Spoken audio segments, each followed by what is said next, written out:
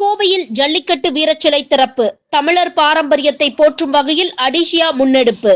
கோவை மாநகராட்சியின் நகர அழகுபடுத்தும் பணிகளின் ஒரு பகுதியாக காலப்பட்டி ரவுண்டானாவில் ஜல்லிக்கட்டு வீரர் காளையை அடக்கும் காட்சி வடிவிலான பிரம்மாண்ட சிலை நிறுவப்பட்டுள்ளது. இந்த சிலை அடிஷியா டெவலப்பர்ஸ் பிரைவேட் லிமிடெட் நிறுவனம் சார்பில் அமைக்கப்பட்டது. தமிழர் பாரம்பரியத்தை, வீரத்தை பிரதிபலிக்கும் இந்த சிலையை கோவை மாவட்ட ஆட்சியர் பவன்குமார் மற்றும் மாநகராட்சி ஆணையாளர் சிவகுரு பிரபாகரன் இணைந்து திறந்து வைத்தனர். இந்த நிகழ்வில் அடிஷியா நிறுவனத்தின் நிர்வாக இயக்குனர் மணிகண்டன் மற்றும் நிறுவனத்தினர் பலர் கலந்து கொண்டனர். கோவையின் வளர்ச்சிக்கு தொடர்ந்து பங்காற்றுவோம். இதுபோன்ற முன்னெடுப்புகளை திருச்சியிலும் மேற்கொண்டுள்ளோம் என நிர்வாக இயக்குனர் மணிகண்டன் தெரிவித்தார்.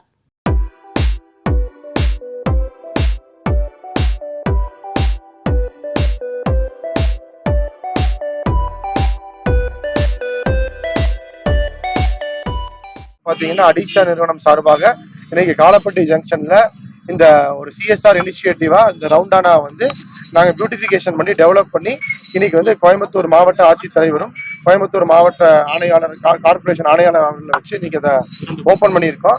இதுல ரொம்ப மிக்க நிகழ்ச்சி. அடிஷியா எங்க நிறுவனம் சார்பாக எப்பொழுதுமே நாங்க சிட்டியோட வளர்ச்சிக்கும் அதோட பியூட்டிஃபிகேஷனுக்கு எனக்கு தொடர்ந்து பண்ணிட்டு இருக்கோம். கடைசியா இப்போ பாத்தீங்கன்னா கலெக்டரேட்டுக்கு ஆப்போசிட் ரவுண்டானா பண்ணோம். இப்போ கோவை புது ரவுண்டானா பண்ணிட்டு இருக்கோம். பிளஸ் பாத்தீங்கன்னா இன்னைக்கு இந்த ரவுண்டானா ஓப்பன் பண்ணியிருக்கோம். இது போல தொடர்ந்து எப்பவுமே நாங்க இந்த சிட்டி பியூட்டிஃபிகேஷனுக்கு ஒர்க் பண்ணிட்டே இருப்போம். ஸோ காலப்பட்டி அப்படிங்கிறது இன்னைக்கு ஒரு மிகப்பெரிய ஒரு வளர்ச்சி ஆன ஒரு ஏரியா. இன்னைக்கு சிட்டியோட 2.0 இன்னைக்கு வந்துட்டு இருக்கு. அதனால இன்னைக்கு காலப்பட்டியோட டிராபிக் ஐலாண்ட்ஸ் ரொம்ப பியூட்டிஃபிகேஷன் ஓப்பன் பண்ண சார்ந்ததால இன்னைக்கு இந்த ஏரியா ஒரு மிகப்பெரிய ஒரு அழகான ஒரு இதா வந்திருக்கு.